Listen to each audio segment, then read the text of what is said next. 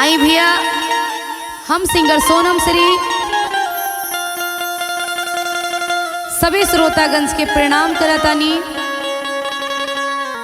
बड़ा सुंदर musician team Raju बाबा के आदरणीय रघुवेंद्र सर, सुंदर सुंदर दीदी बैठल बाड़ी, सबके प्रणाम बा आशीर्वाद के कामना करब। बड़ा सुंदर देवी भक्ति गीत लेके आइल बानी भैया। आशा न पूरा विश्वास बा कि हमरो के प्यार आशीर्वाद मिली। कही के बाका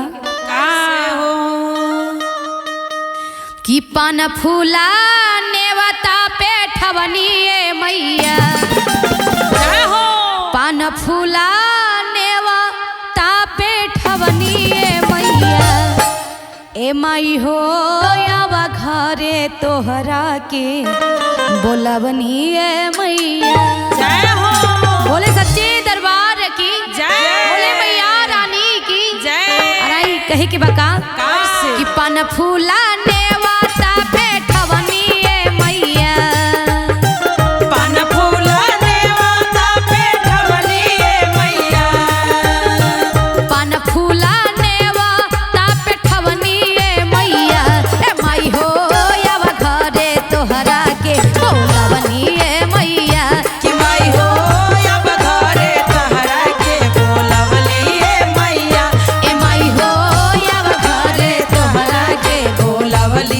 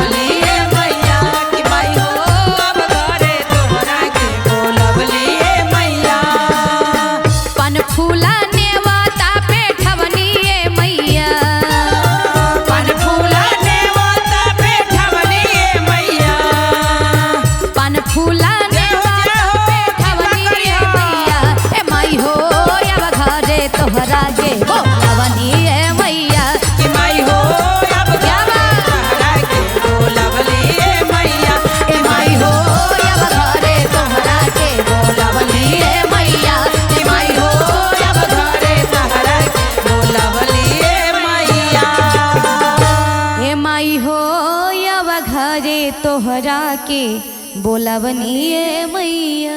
जय